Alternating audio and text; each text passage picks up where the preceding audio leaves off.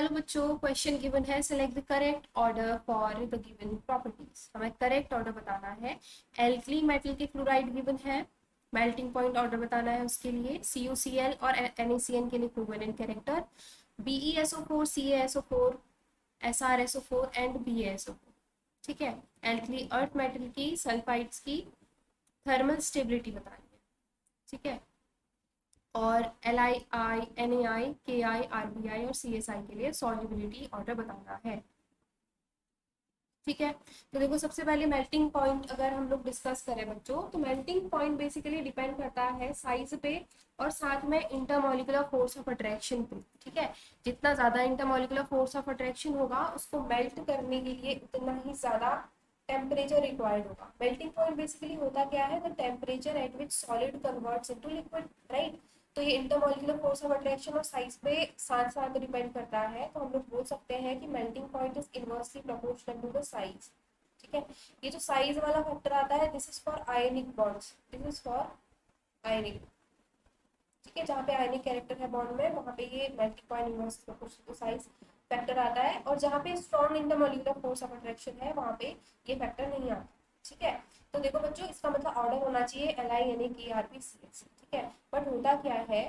NA,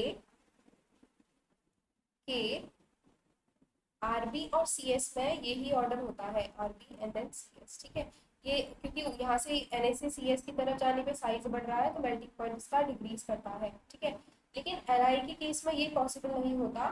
ठीक है। Because of LiF का जो बॉन्ड है वो क्या होता है, इतना ज्यादा उसके लिए मेल्टिंग पॉइंट की जरूरत नहीं होती है। Li का स्मॉल साइज होने की वजह से ये ऑर्डर कुछ इस तरीके से आ जाता है। NaF, देन आता है KF, देन आ जाता है LiF। ठीक है। LiF के लिए मेल्टिंग पॉइंट होता है, ज्यादा होता है देन CS और RBF, लेकिन NaF और KF से कम हो जाता है। ठीक है। यहाँ पर जाता है NaF RBF और ये हो जाता है CS। ठीक है। तो ये हमें ध्यान रखना है, यानी कि जो फर्स्ट स्टेटमेंट है वो क्या है, सही है। This is true statement. अगर अपना बी ऑप्शन हम डिस्कस करें, तो बी स्टेटमेंट बोल रहा है फॉर कोवेलेंट कैरेक्टर। देखो बच्चों, हम लोग जो बी स्टेटमेंट है ये हम फजान रूल से डिस्कस कर सकते हैं। ठीक है। ये हम इजीली समझ सकते हैं फजान रूल से। फजान रूल के अकॉर्डिंग अगर कैटायन का जो इलेक्ट्रॉनिक कॉन्फ़िगरेशन गिवन है वो अगर इस तरीके का है, N-1D 0 to 6, या हम इसको N लिख लेते हैं, या NS0। ठीक है। यानी कि ट्रांजिशन, जो ट्रांजिशन मेटल है उस तरीके का इलेक्ट्रॉनिक कॉन्फ़िगरेशन है, तो हम ये बोलते हैं this one have, this electronic configuration have greater covalent, greater और more covalent character। ठीक है। किससे ज्यादा हो सकता है? एल्कली मेटल से या एल्कलाइन अर्थ मेटल से। ठीक है। हम ये लिख सकते हैं देन NS0 से 2 NP6। ठीक है। इस तरीके का इलेक्ट्रॉनिक कॉन्फ़िगरेशन है एल्कली मेटल का। ठीक है। तो इनसे इसका कोवेलेंट कैरेक्टर ज्यादा होता है। ठीक है। तो इसका मतलब जो हमारा सेकंड स्टेटमेंट है उसमें ये ट्रांजिशन मेटल है और ये एल्कली मेटल है, तो ये भी क्या हो जाएगा, हमारा सही हो जाएगा। This statement is also true. अगर हम थर्ड ऑप्शन देखें, तो थर्ड ऑप्शन में क्या गिवन है हमारे पास, देखो,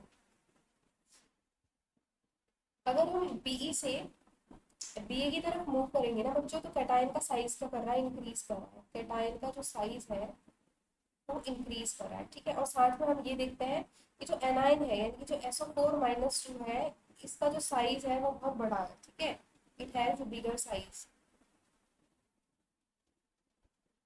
एनाइन का साइज बड़ा होने की वजह से क्या हो जाएगा बच्चों, जो थर्मल स्टेबिलिटी है, क्योंकि कैटायन भी बड़ा है और एनाइन भी बड़ा है, तो उसकी जो थर्मल स्टेबिलिटी हो जाएगी वो बढ़ जाएगी। ठीक है। तो हम इस केस में क्या बोलेंगे, अगर हम ऊपर से नीचे की तरफ ग्रुप में जाएं, ठीक है, if we will move down the group, thermal stability इस केस में क्या हो जाती है, बढ़ जाती है। Thermal stability increases. Okay. Final option है हमारा, डी ऑप्शन है, वो भी डिस्कस कर लेते हैं। यानी कि ये स्टेटमेंट भी सही है। ठीक है। अगर बढ़ जाती है तो BeCa देन SrSO4 देन क्या आ जाएगी, BaSO4। This is also true. Final है LI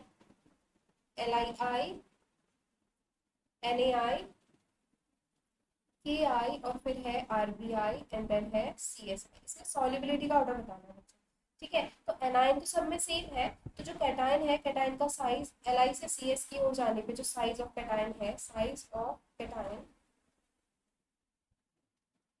इंक्रीज कर रहा है, ठीक है।